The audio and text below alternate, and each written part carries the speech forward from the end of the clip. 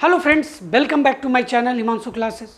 दोस्तों, head teacher examination यानी कि प्रधान शिक्षक परीक्षा का आयोजन सितंबर महीने की किसी भी तारीख को बीपीएससी के द्वारा किया जा सकता है।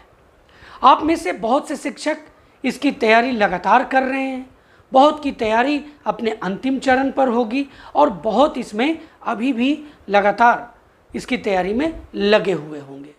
दोस्तों, जैसा कि आपको मालूम है कि बीपीएससी ने सिलेबस में संशोधन किया है। आप इसके बारे में पूरी जानकारी रख रहे होंगे। एक पुराना सिलेबस और एक नया सिलेबस।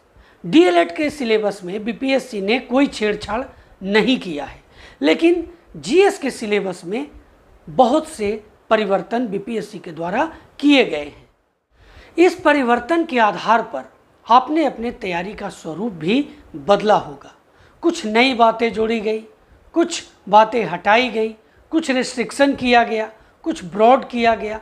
उन सब आधार पर आपने अपना तैयारी जारी किया होगा और आगे इस मामले में बढ़ भी रहे होंगे। आप अपना तैयारी लगातार कर भी रहे होंगे। दोस्तों, इसमें कुछ ऐसी बातें हैं जो आपका जानना ज़रूरी है, आपको इसके बारे में समझना ज़रूरी है, क्योंकि इसके पहले एक वीडियो मैं सिलेबस को लेकर के आया था जिसमें मैंने आपको इस सिलेबस के बारे में बताया था। लेकिन कुछ ऐसी बातें हैं, बारीक बातें हैं जो लगातार मेरे कमेंट बॉक्स में आपके द्वारा पूछा जा रहा है कि सिलेबस को एक बार फिर से समझाने का प्रयत्न करें। कुछ नई बातें हैं तो इसके बारे में बताएं। आज इस वीडियो में मैं आपको उन्हीं नई बातों पर आपके बीच में चर्चा करने जा रहा हूँ। दोस्तों, बीपीएससी के द्वारा जीएस सिलेबस में कुछ ऐसे कंटेंट ऐड किए गए हैं जो परीक्षार्थियों के लिए एक संशय क्रिएट कर रहा है और इसी संशय को दूर करने का प्रयास मैं आज इस वीडियो के माध्यम से आपके बीच में करने जा रहा हूं। तो दोस्तों, चलिए पुराने सिलेबस और नए सिलेबस, किसका? जीएस का सिलेबस, क्योंकि डीएलएड के सिलेबस में बीपीएससी के द्वारा कोई परिवर्तन नहीं किए गए। जीएस सिलेबस पर हम लोग नए और पुराने दोनों जो सिलेबस है उसका कंपैरिजन करते हैं और जो महत्वपूर्ण बातें हैं उस पर भी चर्चा मैं आपके साथ करने जा रहा हूं। अगर उससे भी क्वेश्चन बीपीएससी के द्वारा पूछे जाते हैं तो आप प्रश्न खड़े नहीं कर सकते हैं। क्या है, अब हम लोग देखेंगे दोनों सिलेबस को कंपैरिजन करके। सबसे पहले हम लोग पुराने सिलेबस यानी जो बीपीएससी के द्वारा हेड टीचर के लिए जो पुराना सिलेबस जो निर्धारित किया गया था, जिसका भी पूर्णांक 75 ही था, उस पर हम लोग चर्चा करेंगे। और इस मामले में सबसे पहले सामान्य विज्ञान के मामले में देखते हैं। देखिए, सामान्य विज्ञान में जो पुराने सिलेबस के आधार पर देखें तो आपको सामान्य विज्ञान में क्या पढ़ना था। सामान्य विज्ञान में के अंतर्गत दैनिक अनुभव तथा प्रेक्षण से संबंधित विषयों सहित, दोस्तों, विषयों सहित विज्ञान की सामान्य जानकारी तथा परिबोध पर ऐसे प्रश्न पूछे जाएंगे जिसकी किसी भी शिक्षित व्यक्ति से उपेक्षा की जा सकती है, जिसने वैज्ञानिक विषयों पर विशेष अध्ययन नहीं किया है। तो ये तो क्लियर था, ये चीज़ें आज भी यथावत है, यही चीज़ें रहेंगी। ये जो मैंने आपको नीचे ये बातें बताई ये आज भी रहेंगी। पर यहाँ पर क्या हुआ, जो आप देख रहे हैं कि सामान्य विज्ञान सिर्फ लिख दिया गया था, तो यहाँ ये निर्धारित नहीं किया गया था कि इस किस स्तर तक आपसे पूछा जाएगा। लेकिन अब आते हैं नए सिलेबस पर। अब नए सिलेबस में क्या किया गया है, देखिए, बीपीएससी ने जो नया सिलेबस आपके बीच में रखा उसमें जनरल साइंस में जो सामान्य विज्ञान आपको वहाँ पर निर्धारित नहीं किया गया था किस स्तर तक होगा और कितने प्रश्न पूछे जाएंगे, तो अब ये बीपीएससी ने नए सिलेबस में बहुत बेहतर तरीके से क्लियर कर दिया है कि ये 8 स्टैंडर्ड तक पूछे जाएंगे और इसमें आपको 15 क्वेश्चंस आएंगे, यानी 15 अंक निर्धारित होंगे। अब आ जाते हैं, यहाँ देखिए, एलिमेंट्री मैथमेटिक्स। अब एलिमेंट्री मैथमेटिक्स को भी क्लियर कर दिया गया कि प्रारंभिक गणित भी आपसे अब 8th स्टैंडर्ड तक पूछा जाएगा। इसके पहले ये जो था आपको क्लियर नहीं था कि 10th तक पूछे जाएंगे क्या होगा, पर ये क्लियर हो गया, 8th स्टैंडर्ड तक पूछे जाएंगे और 20 ये जो अंक जो निर्धारित किए गए हैं वो 20 अंक निर्धारित किए गए हैं, यानी टोटल नंबर ऑफ क्वेश्चंस 20 होंगे। अब इसके आ जाते हैं पुराने सिलेबस में क्या कही गई है। दोस्तों पुराने सिलेबस में क्या था? पुराने सिलेबस में था प्रारंभिक गणित और मानसिक क्षमता जांच पर प्रश्न, लेकिन नए सिलेबस में सिर्फ क्या दिया हुआ है?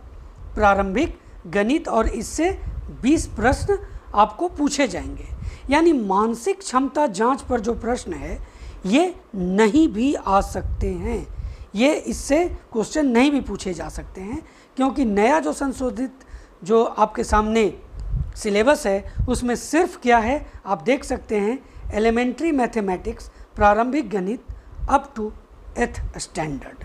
तो ये चीज़ें क्लियर हो गई मैथमेटिक्स के मामले में। अब करेंट अफेयर्स देखते हैं।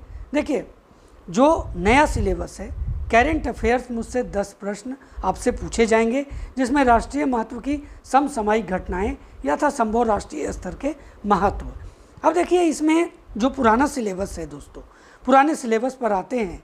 जो देखिए राष्ट्रीय और अंतर्राष्ट्रीय महत्व के वर्तमान घटनाओं पर बिहार सहित प्रश्न पूछे जाएंगे, ये पुराना सिलेबस था।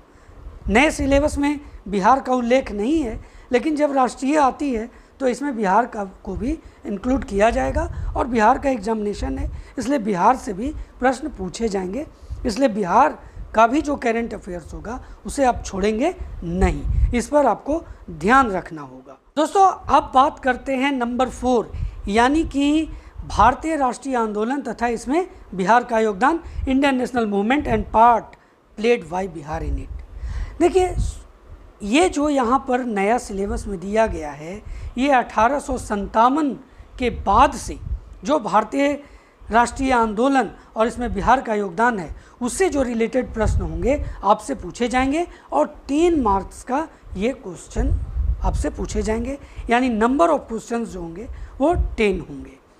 लेकिन पुराने सिलेबस में क्या संशोधित करके नया सिलेबस बनाया गया है इस पर भी मैं आपको बता देता हूँ।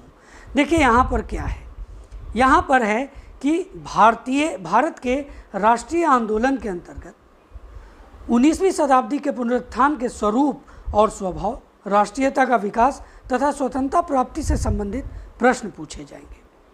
परीक्षार्थी से आशा की जाती है कि वे भारतीय स्वतंत्रता संग्राम में बिहार की भूमिका पर प्रश्नों के उत्तर दें। अब देखिए यहाँ पर 19वीं शताब्दी था, तो 19वीं शताब्दी जो था दोस्तों वो तो शुरू से हो जाएगा, लेकिन जो नया सिलेबस आया उसमें ये क्लियर हुआ नहीं, शुरू से नहीं, कहाँ से? 1857 से, जब तक देश की आज़ादी जब मिली है तब तक का जो प्रश्न होगा वो आपसे इसके अंतर्गत पूछे जाएंगे और वो 10 मार्क्स का होगा। भूगोल की बात करें तो भूगोल के मामले में ये क्लियर हुआ, पहले ये क्लियर नहीं था कि किस क्लास तक के क्वेश्चंस पूछे जाएंगे, लेकिन अब क्लियर हो गया कि 10वीं तक के क्वेश्चन जो होंगे ज्योग्राफी से आपसे पूछे जाएंगे और ये भी 10 मार्क्स का ही होगा। अब जो यहाँ पर देखते हैं पुराने सिलेबस में क्या परिवर्तन हुआ है, तो देखिए पुराना सिलेबस जो है वो है कि भारत तथा बिहार का भूगोल के अंतर्गत देश के सामाजिक तथा आर्थिक भूगोल से संबंधित प्रश्न होगा, जिसमें भारतीय कृषि तथा प्राकृतिक साधनों की प्रमुख विशेषता संबंधित होंगी। तो ये चीज़ें होंगी ही होंगी। ये सिर्फ नया सिलेबस में ये क्लियर किया गया कि 10 मार्क्स के होंगे, 10 क्वेश्चन पूछे जाएंगे और 10th तक पूछे जाएंगे, ये नया सिलेबस में क्लियर हुआ है। अब आगे आ जाते हैं, अब बात करते हैं इंडियन पॉलिटी, यानी कि पुराने सिलेबस के अनुसार इसमें क्या था? भारतीय राज्य व्यवस्था। अब इसमें आपसे क्या क्या पूछा जाना था पुराने सिलेबस के आधार पर, और पूछा भी जाएगा, ऐसा नहीं है कि ये सिलेबस रद्द कर दिया गया है, यही चीज़ें रहेंगी। भारत की राज्य व्यवस्था के अंतर्गत भारतीय संविधान, देश की राजनीतिक प्रणाली, पंचायती राज, विकास योजना सम्मिलित होंगे। अब जो यहाँ पर आपने देखा कि पुराने सिलेबस में जो नाम दिया गया भारतीय राज्य व्यवस्था यानी इंडियन पॉलिटी, उसको नए सिलेबस में क्या नाम दिया गया है? वो नाम दिया गया है सामाजिक अध्ययन यानी सोशल स्टडीज़। अब दोस्तों सोशल स्टडीज़ में आप पढ़ते होंगे हिस्ट्री, ज्योग्राफी, सिविक्स, पॉलिटी जो भी है ये सभी आते हैं, लेकिन चूंकि ज्योग्राफी को अलग किया गया, हिस्ट्री में 1857 से आपसे क्वेश्चन पूछे जाएंगे। 1857 से लेकर के 1947 तक जो क्वेश्चन होंगे वो पूछे जाएंगे। तो सिर्फ इंडियन पॉलिटी अगर लिख देना होता तो ये सोशल स्टडी का भ्रम क्यों? ये भ्रम बीपीएससी ने जो रखा है सोशल स्टडीज़ के रूप में, वो भी 10th स्टैंडर्ड तक। तो इसमें सबसे पहले तो ये जो मैं आपको पुराने सिलेबस के आधार पर बताया कि इंडियन पॉलिटिक से जो क्वेश्चन होंगे वो निश्चित ही पूछे जाएंगे आपसे, ये तो इंक्लूड रहेगा। साथ ही जो बाकी चीज़ें हैं, इकोनॉमिक्स है, एंशिएंट हिस्ट्री है, मेडाइवल है, कुछ मॉडर्न है, अगर उससे भी प्रश्न पूछ दिए जाएं अगर बीपीएससी के थ्रू, तो दोस्तों आप उस पर सवाल खड़े नहीं कर सकते। तो यही मैं आपको बताना चाह रहा था और ये मेरा निजी राय है। आप अगर बेहतर इसके बारे में जानकार हैं तो आपसे तो बेहतर मैं आपको नहीं बता सकता, लेकिन मेरी एक निजी राय यही है कि आपको बाकी भी सेक्टर को देखना चाहिए कम से कम, ताकि ये जो सोशल स्टडीज़ का भ्रम बीपीएससी ने रखा है सामाजिक अध्ययन के रूप में, ये आपको ये जो कंसेप्ट है, अगर इससे क्वेश्चन पूछ दिए गए मेडाइवल से, एंशिएंट से, इकोनॉमिक्स से, अगर ये क्वेश्चन पूछे जाते हैं तो बीपीएससी पर मैं बार बार कह रहा हूँ आप सवाल खड़े नहीं कर सकते हैं। इसलिए ऐसा सवाल ना उत्पन्न हो, आप अपनी तैयारी भरपूर रखें। दोस्तों, जो भी बातें मैंने अभी आपको दोनों सिलेबस को कंपैरिजन करके बताई है, ये मेरा खुद का एक सोच है। दोस्तों, अगर ये आपको अच्छा लगता है तो आप इसको फॉलो कर सकते हैं। अगर आप मुझसे ज़्यादा इस मामले में समझते हैं तो आप अपने स्तर से भी इसके बारे में समझ सकते हैं और इस आधार से आप अपनी तैयारी कर सकते हैं। दोस्तों, जैसा कि आपको मालूम है कि मैं अपने चैनल के द्वारा आपको लगातार इसकी तैयारी करवा रहा हूँ, लगातार इसका प्रैक्टिस सेट आपको प्रोवाइड करवा रहा हूँ। दोस्तों, मैं आगे भी जब तक इसका एग्जामिनेशन नहीं होता है, मैं लगातार आपको प्रैक्टिस सेट, जो नई बातें होंगी वो आपके बीच में लेकर के आऊँगा और जो महत्वपूर्ण सूचनाएं होंगी वो भी आपको हमेशा प्रदान करते रहूँगा। दोस्तों, चैनल को सब्सक्राइब नहीं किया है, चैनल पर नए हैं तो चैनल को सब्सक्राइब कर लें, बेल आइकन को ज़रूर प्रेस करें ताकि आने वाले वीडियो का नोटिफिकेशन सबसे पहले आपको मिल सके। आपको अगर सफलता चाहिए तो चैनल पर लगातार बने रहें, क्योंकि इस पर आपको लगातार इसकी तैयारी करवाई जा रही है जो आपके एग्जामिनेशन के लिए बहुत ही फ़ायदेमंद साबित हो सकती है।